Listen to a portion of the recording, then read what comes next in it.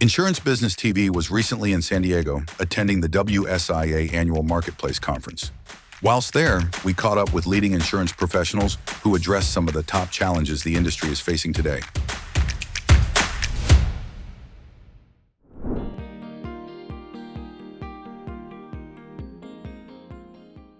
On the distribution side, AI is going to reshape those processes. They're going to become less manual, lower touch. I think that AI can work as a bit of a virtual assistant, if you will, to form applications, submit business to market.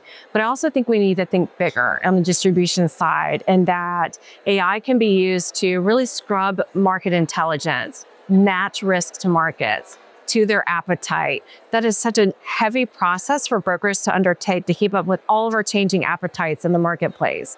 So how do we use AI to make that more efficient for our broker partners?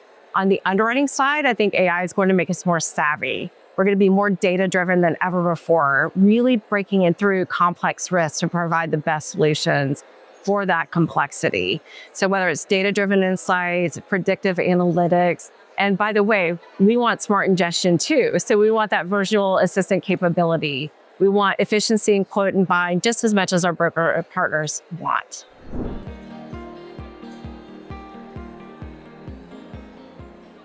Not anymore. I think it's a big change curve for a lot of us who've grown up in the industry without such advanced technology.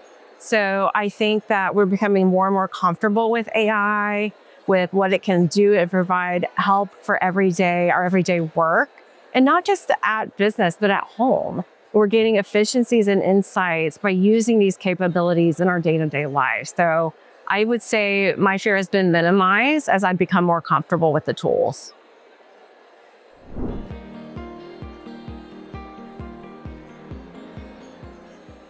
I'm quite passionate about that question because I think it's not something to fear from a job security perspective. It's here to enable. Here at Nationwide, we want to be human-focused but machine-enabled. Well, what does that mean? Remove the noise, remove the manual processes, get more efficient, more tactical. Let AI take some of the load off of our shoulders so that we can use our human element. The art, if you will, of the underwriting or in the broker placement. It's not going to replace relationships, for example.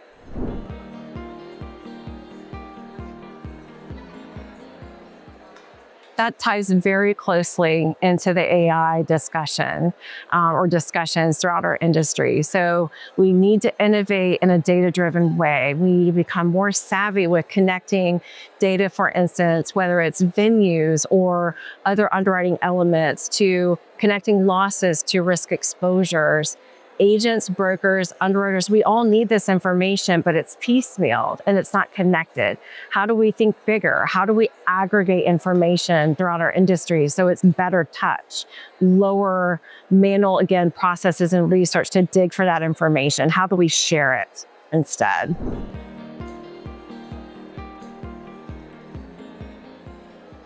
Innovations that are impressing me right now are that people are becoming more and more comfortable with AI in their day-to-day businesses and really understanding the power of these tools. We've got to keep pushing into that. And again, think big. Don't think just replacing manual processes. Think about driving into market intelligence, driving into connecting risk and appetite to carriers in our marketplace. Think of it as really tracking market cycles and that push and pull and driving performance in the face of volatility, which we all know about how volatile our sector is in E&S with frequency of severity and tort reform needs and things like that. Let's let AI innovation support us to push against those emerging risks.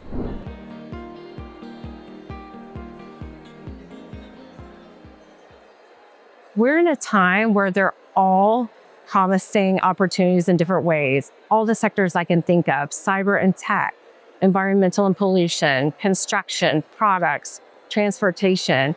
What's happening is we have so much emerging issue permeating all of those sectors that they're here to stay, I think, in E&S. While there may be pockets of classes that push and pull from admitted to non-admitted, the volatility that we're faced with is going to create more opportunities as well as build on the opportunities we've already enjoyed, as we've seen in the growth of our industry year over year, double digits.